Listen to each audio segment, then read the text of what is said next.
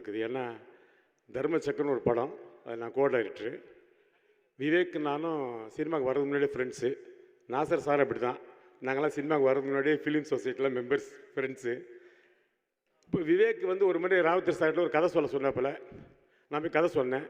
உடனே ராவுத்தர் சார் வந்து கேப்டனுக்கு ஃபோன் பண்ணி, ரமேஷ் கண்ணா ஒரு பையன் வந்திருக்கான், ரவிக்குமார் ரெஸ்டாரண்ட் நல்லா கதை சொல்கிறான் அப்படின்னு. சரிண்ணே அப்படின்ட்டாங்க. இவர் என்ன சொன்னால், நீ தர்மசக்கரம் ஒர்க் பண்ணுறியே, பொள்ளாச்சி தான் ஷூட்டிங் நடக்குது, நீ அங்கே போய் அப்படியே கதையை சொல்லு அப்படின்னாரு. நான் போய் கதையை போனேன். நான் அதில் ஒர்க் பண்ணுறேன், கோஆர்டினேட்டராக ஒர்க் பண்ணுறேன், ஒரு சின்ன கேரக்டர் பண்ணியிருக்கேன். நான் போய் அண்ணன் இந்த மாதிரி வந்து ராவுத்தர் சார்கிட்ட கதை சொல்ல பிடிச்சிருச்சு, நீங்கள் ஒரு தடவை கதையை கேட்டிங்கன்னா கொஞ்சம் நல்லா இருக்குண்ணே, ஷூட்டிங்லாம் ஆரம்பிச்சிருவேன். எது கதை கேட்கணும், நீ கதை சொல்லிட்டல்ல, நீ நல்லா பண்ணுவேன், நீ ஒர்க் பண்ணுற நான் பார்த்துருக்கேன் உன்னை, நீ போய் ஷூட்டிங் வேலையை ஆரம்பினார்.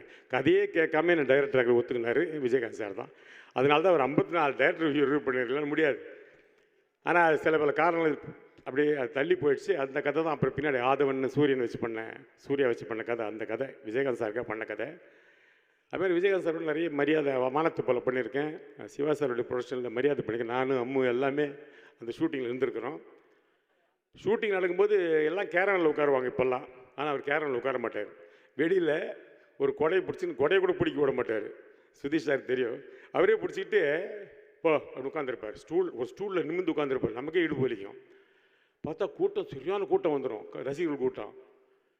அவங்க ஆகுன்னு கத்துனாங்கன்னு வச்சுங்களேன், அப்படி கை காட்டுவார், சைலண்ட் ஆகிடுவாங்க. அவ்வளோ கண்ட்ரோல் வச்சுருப்பார் தொண்டர்களையும் ரசிகர்களையும். ஏன்னா அந்த அன்பு. அதே மாதிரி ஷாட் முடிஞ்சோம் நேராக போய் அவங்கள்ட்ட என்ன விசாரித்து எந்த ரசிகர் பண்ணுற என்ன விஷயம் எல்லாத்தையும் டீட்டெயிலாக கேட்டு அவங்கள வேண்டி செஞ்சுருவார். அப்படி ஒரு மனிதர் அவர். அவரை பற்றி நிறைய சொல்லிகிட்டே இருக்கலாம். அதில் ஒரு விஷயம் இதுதான், கஜேந்திர படம் ஷூட்டிங் நடக்குது. அவர் அரசியல் கட்சி ஆரம்பிச்சிட்டாரு. நான் சொன்னேன், மாரி அண்ணே நான் அரசியல் கட்சிக்கு வந்துடுறேன் உங்கள் கட்சிக்கு அப்படின்னு. எதுக்கு வரேன் அப்படின்னாரு. இல்லைண்ணே அரசியல் கட்சிக்கு வந்தால் கொஞ்சம் பெரிய ஆள் ஆகிடலாம், இல்லை எம்ஜிஆர் ஆரம்பிங்க நான் வர முடியல, நான் ஆர்டிஸ்ட்டில் ஒன்றும் இல்லை, இப்போ கொஞ்சம் ஃபேமஸ் அதனால் வந்துடுறேன்னு. ரமேஷ் கண்ணா நீ என் கட்சிக்கு வந்துன்னு வச்சுக்க, அடுத்த கட்சி தயாரிப்பாளரோ டைரக்டரும் உன்னை போட தயங்குவாங்க. அதில் நீ வர வேணாம், நீ கட்சிக்கெல்லாம் வர வேணாம், நீ வேலையை பாரு, நிறைய படம் நடிச்சிட்ருக்கிற, உன் தொழிலை நீ கெடுத்துக்காத அப்படின்னு எந்த ஹீரோவும் சொல்ல மாட்டேன், எந்த கட்சி தலைவரும் சொல்ல மாட்டேன். யாராக இருந்தாலும் வாங்கன்னு கூப்பிடுவாங்க. அப்படி சொன்ன நல்ல மனிதர். அதுதான் அவருடைய பெரிய ஆச்சரியமான விஷயம். அதனால் அவரை எத்தனை முறை யார் பாராட்டினாலும் பாராட்டிக்கிட்டே இருக்கலாம், இமயம் போல் பாராட்டலாம். அதனால தான் வானத்தை போல ஒரு பாட்டு இருக்குது. அது மாதிரி வானத்தை போல் படத்தில் அவர் நடிச்சிருக்கிறேன். நானும் அவரும் நிறைய காமெடி பண்ணியிருக்கிறோம். நிறைய விஷயங்கள் அவர்கிட்ட பார்க்கலாம். எதாக இருந்தாலும் சரி, அண்ணே இப்படி ஆயிடுச்சுன்னா உடனே நேராக ஆரம்பிச்சுக்கணும், என்ன வேணா இது வாப்பார். அதே மாதிரி கேள்விகள் கேட்பாங்க சிலவங்கெல்லாம். இந்த பத்திரிக்கையாளர் கேள்வி கேட்டாலும் வச்சுங்களேன், மற்றவங்களாம் பூடகமாக பதில் சொல்லுவாங்க, இல்லை சூசகமாக. இல்லை நான் பின்னாடி சொல்கிறேன், இவர் தேவராஜ் என்ன கோத்து விட பார்க்குறியா நீ, ஜாகிரதை ஸ்ட்ரைட்டாக அடிச்சிடுவார். அண்ணே என்னென்ன இப்படி கேட்குறீங்க. அப்படி தான் அந்த நேருக்கு நேர் பேசுகிற தன்மை உள்ளத்தில் உள்ள வச்சு வெளியே உள்ள பேசவே மாட்டார். அப்படி நல்ல மனிதருக்கு இந்த நிகழ்ச்சியை இவ்வளோ ஒரு நல்ல கூட்டத்தையும் நினைவேந்தல் கூட்டம் செய்த நடிகர் சங்கத்துக்கு முதல் தலைவர் நான் நன்றி தெரிவிச்சுக்கிறேன். ஏன்னா நாசர் சார் சரி, கார்த்திக் சரி, விஷால் சரி, இவ்வளோ ஒரு அற்புதமான ஒரு நிகழ்ச்சி எங்களுடைய கருத்துக்களை பரிமாறுவதற்கு ஒரு நல்ல சந்தர்ப்பம் வேறு கிடச்சிது இல்லையா. அதனால் பூச்சிமுருகன் ஐயா அவருடைய குடும்ப நண்பர், அவருக்கு என் மனமான நன்றி தெரிவிச்சுக்கிறேன். நன்றி, வணக்கம்.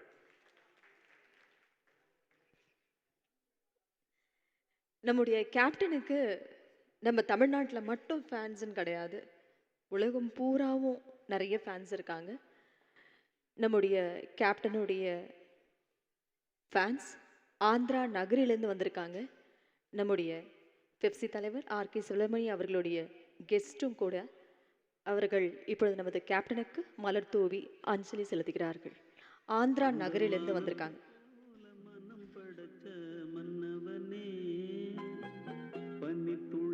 போல குணம் படைச்ச தென்னவனே, மஞ்சளிலே ஒரு நூலெடுத்து விண்ணுக்கும் மண்ணுக்கும் சம்பந்தம் உண்டுன்னு சொன்னது யாரு? அது மன்னவன் பேரு. அந்த வானத்தை போல மனம் படைச்ச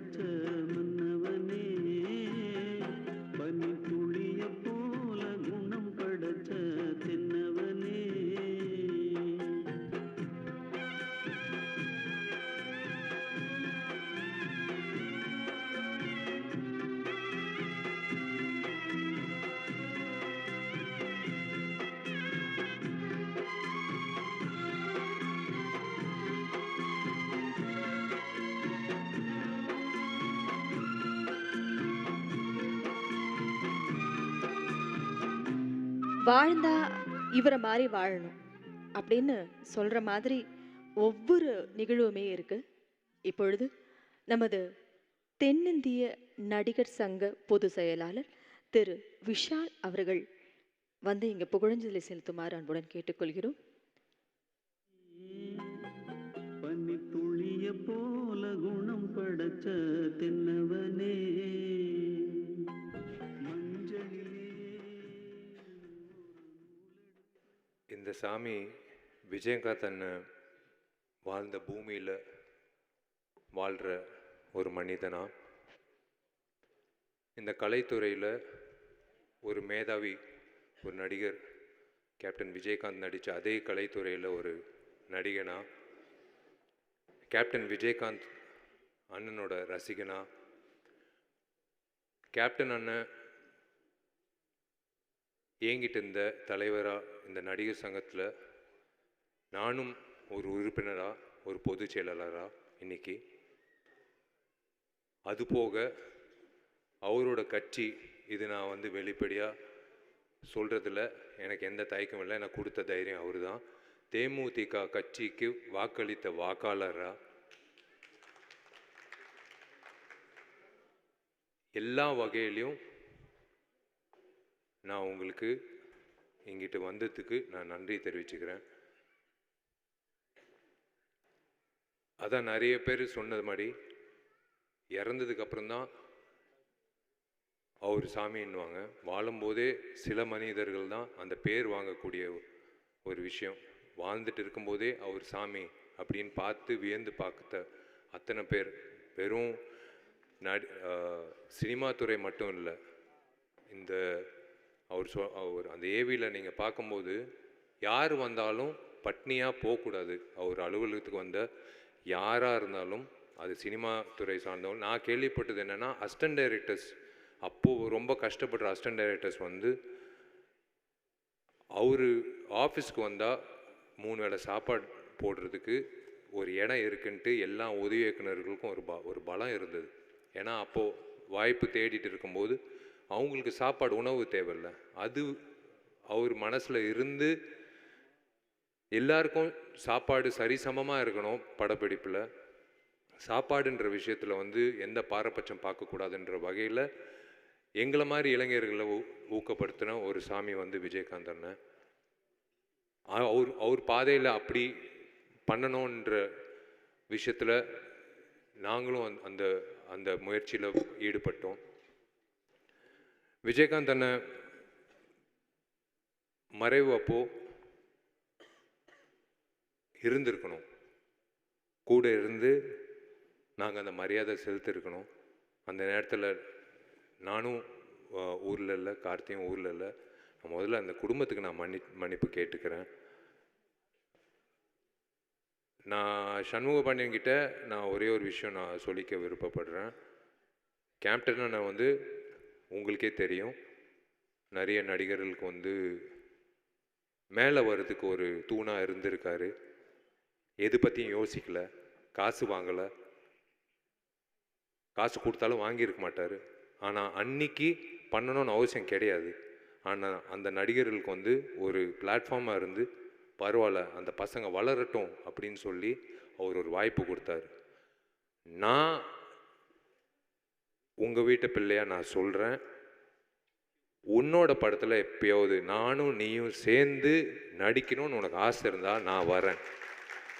நான் உனக்காக ஒரு படத்தில் நான் உனக்காக அதே மாதிரி கேப்டன் அண்ணன் எப்படி வந்து ஒரு பிளாட்ஃபார்மாக அமைச்சு கொடுத்தாரோ, என்னை நீ பயன்படுத்திக்கிறதுக்கு உனக்கு ஆசையாக இருந்தால் நான் இருக்கேன் உனக்காக. கண்டிப்பாக இது வந்து வெறும் வார்த்தையால் நான் சொல்லலை. நீ எப்போ நீ சொல்கிறியோ அது ஒரு நல்ல திரைப்படமாக நான் வந்து உன்னோட கூட இருந்து ஒரு தூணாக இருந்து நீ இதே மாதிரி அப்பா மாதிரி ஒரு பெரிய ஸ்தானத்துக்கு வரணுன்றது என்னோட ஆசை. அது நான் பரிகாரமாக நான் நினச்சிக்கிறேன். ஏன்னா எனக்கு என்னமோ தெரில, இவர் வந்து பார்க்கும்போதெல்லாம் ஒரு ஒரு விஷயம் தோணும், அது உங்களுக்கும் இருக்கும், உங்கள் குடும்பத்துக்கும் இருக்கும். தைரியம், எதை பற்றியும் யோசிக்க மாட்டார். தைரியமாக இங்கிட்ட இருக்கிறது தான் பேசுகிறது, எண்ணம் போல் வாழ்க்கை. இங்கிட்ட இருக்கிறது வந்து அப்படியே வந்துடும், ஃபில்டரே இல்லை. அவர் என்ன, இப்போ நான் ஒரு வாட்டி உங்கள் வீட்டுக்கு வந்தேன், வந்து அண்ணனை சந்திக்கும் போது பிரேமலதா அம்மா ஒரு விஷயம் சொன்னாங்க. உங்களுக்கு ஒன்று தெரியுமா, அந்த பத்திரத்தை கொண்டு வரும்போது முதல்ல லாக்கர்லேருந்து உன் உன் நகையெல்லாம் முதல்ல எடுத்துரு, இந்த பத்திரத்தை வைக்கணும் அப்படின்னு சொன்னாராம். என் நகை கூட வந்து அவருக்கு ஒரு மிகப்பெரிய ஒரு விஷயமா தெரியல. அந்த பத்திரத்தை வந்து கொண்டு வந்து அப்படி வைக்கும்போது வந்து எங்களுக்கே நாங்கள் வியந்து பார்த்தோம். அப்படி அந்த பத்திரத்தை வந்து ஒரு பொக்கிஷமாக வந்து வச்சார் லாக்கரில் அப்படின்னு சொன்னாங்க அம்மா. அதுதான் வந்து அந்த மேதாவி. அதுதான் சொல்கிறேனே, இன்னைக்கு இருக்கிற கூட்டம் மட்டும் இல்லை, எப்போ அவரோட ஃபோட்டோ இருந்தாலும் இல்லாட்டியும் எல்லார் மனசுலையும் இருக்கக்கூடிய ஒரு நபர் வந்து விஜயகாந்த் அண்ணன். எல்லார் மனசுலையும் உண்மையிலே மன்சூர் அலி கான் அண்ணன் எல்லாரும் சொன்ன மாதிரி, பேரரசு சார் சொன்ன மாதிரி, இந்த தமிழ்நாடு வந்து ஒரு தலைவனை வந்து நம்ம மிஸ் பண்ணுறோம். ஒரு தமிழ்நாட்டில் ஒரு தலைவனை மிஸ் பண்ணுறோம். கேப்டன் அண்ணன் வந்து இந்த நடிகர் சங்கத்தை எப்படி மீட்டு எல்லோரையும் ஒரே குடும்பம் அப்படின்னு நம்பி கொண்டு வந்து அந்த ஒரே உணர்வோட, ஏன் எல்லாரும் இப்படி மனசார பேசுகிறாங்கன்னா, அவர் அப்படி எல்லாரும் பார்த்ததுனால தான். சும்மா வந்து பேசணும்னு அவசியமே கிடையாது. இங்கிட்ட இருக்கிற அத்தனை பேர் வாய்ப்பு கொடுத்து பேசின அத்தனை பேர் வந்து மனசார பேசுகிற காரணம் வந்து அவர் அப்படி வந்து அவரை பார்த்துக்கிட்டாங்க. ஒரு தம்பியா, ஒரு எல்லாரையும் ஒரு சரிசமாக பார்க்குற நபர்கள் நம்ம சினிமாவில் வந்து பார்க்க முடியாது. நான் ஓப்பனாக சொல்கிறேன், ஈகோன்ற விஷயம் எல்லாருக்கும் இருக்கும். ஆனால் ஈகோ இல்லாத மனிதர்கள் ரொம்ப ரொம்ப குறைவு சினிமாவில். அதில் ஒரு முன்னுதாரணமாக இருக்கிறவர் வந்து கேப்டன் விஜயகாந்த். அவரோட போக்கு, அவர் வந்து எந்த தயாரிப்பாளரும் நஷ்டம் அடையக்கூடாது. 54 இயக்குனர்கள், புதுமுக இயக்குனர்கள், அதுவும் டிஎஃப்டி இயக்குனர்கள் வந்து அறிமுகப்படுத்தின ஒரே எனக்கு தெரிஞ்ச உலக நாயகன் வந்து கேப்டன் விஜயகாந்த் தான். 54 பேர் யார் வந்து கொடுப்பாங்க வாய்ப்பு? நீங்கள் சொல்லுங்கள். இன்றைக்கி இருக்கிற காலகட்டத்தில் ஒரு புதுமுக இயக்குனர் வந்து அலுவலகத்துக்கு வர்றதுக்கே வந்து யோசிப்பாங்க. ஒரு பெரிய நடிகரை போய் அணுகணும்னா வந்து யோசிப்பாங்க, நம்ம கதை கேட்பாங்களா? அப்புறம் அவங்களுக்கு ஒரு ஆதங்கம் இருக்கும், ஒரு வேளை வந்து சொன்ன கதை வந்து கரெக்டாக எடுப்பாங்களா? இந்த மாதிரி ப்ராசஸ் எல்லாம் வந்து இன்னைக்கு இருக்கிற காலகட்டத்தில் இருக்குது. ஆனால் அவர் வந்து எது பற்றியும் யோசிக்காமல் 54 வீட்டில் வந்து விளக்கேற்றி இருக்காரு. 54 பேர் வாய்ப்பு கொடுக்கல. 54 வீட்டில் வந்து அடுப்பு எரிஞ்சிருக்கு, விளக்கேற்றி இருக்காரு. 54 குடும்பங்களை வாழ வச்சிருக்காரு. அந்த மாதிரி ஒரு is given such a great contribution to இந்த சினிமா. இது வந்து வெறும் நம்ம தமிழ்நாடு இல்லைங்க, இந்தியாவுக்கே வந்து பெருமை செலுத்தக்கூடிய ஒரு மனிதர் இவர், ஒரு நடிகர். இது வந்து இன்னைக்கு வந்து தமிழ்நாடுன்னு சொல்கிறோம். இந்தியாவிலே இவர் வந்து பண்ண சாதனை வந்து எந்த நடிகரும் பண்ணதே இல்லை.